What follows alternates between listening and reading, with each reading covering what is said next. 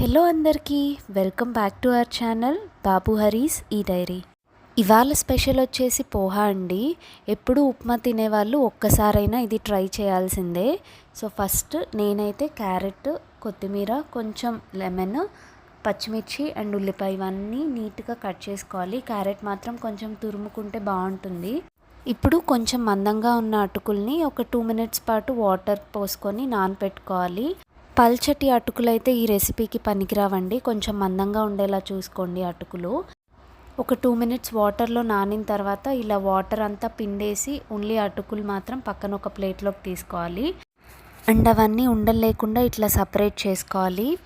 ఇప్పుడు స్టవ్ పైన ఒక పాన్ పెట్టుకొని లైట్గా ఆయిల్ వేసుకొని అందులో వేరుశెనగ గుళ్ళు, కొంచెం మినపప్పు, ఇంకా ఆవాలు వేసుకొని లైట్గా ఫ్రై అయిన తర్వాత కొంచెం జీలకర్ర కూడా వేసుకొని ఫ్రై చేసుకోవాలి.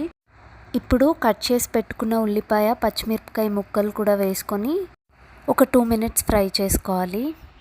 ఉల్లిపాయ ముక్కలు కొంచెం ఫ్రై అయిన తర్వాత ముందు మనం తురిమి పెట్టుకున్న క్యారెట్ కూడా వేసుకొని ఒక 2 minutes ఫ్రై చేసుకోవాలి.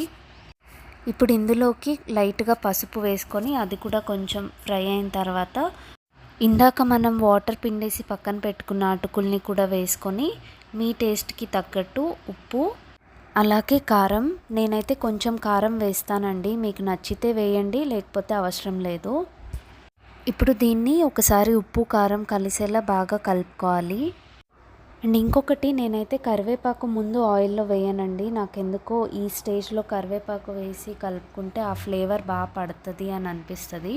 సో మీకు ఇలా నచ్చితే ఇప్పుడు వేయండి, లేకపోతే ముందే ఆయిల్లో వేసేసుకోండి. అండ్ ఇప్పుడు ఒకసారి టేస్ట్ చూసుకొని అన్నీ సరిపోయాయో లేదో చూసుకోండి. నాకైతే కొంచెం ఉప్పు తగ్గినట్టు అనిపించింది. సో నేను లైట్గా ఉప్పు యాడ్ చేసుకొని ఒకసారి మిక్స్ చేసుకొని ఇప్పుడు ఇందులో మనం ముందుగా కట్ చేసి పెట్టుకున్న కొత్తిమీరను కూడా వేసుకొని అండ్ అలాగే ఒక హాఫ్ నిమ్మకాయను కూడా పిండుకోవాలండి. ఇప్పుడు లాస్ట్లో ఒకసారి బాగా కలుపుకొని వేడివేడిగా సర్వ్ చేసుకోవడమే అండి. ఇది చల్లారితే అంత బాగోదు, సో వేడిగానే తినండి. ఎప్పుడు ఉప్మా తిని తిని బోర్ కొట్టిన వాళ్ళకి ఇది బెస్ట్ ఆప్షన్ అండి. అలాగే మీరైతే ఉప్మాకి బదులు ఇంతే ఫాస్ట్గా అయిపోయే రెసిపీ ఏం చేసుకుంటారో కింద కమెంట్ చేయడం మర్చిపోకండి. Thanks for watching. ఇలాంటి వీడియోస్ కోసం మా ఛానల్ సబ్స్క్రైబ్ చేసుకోండి. అండ్ ఈ వీడియో మీకు నచ్చితే షేర్ చేయడం మర్చిపోకండి.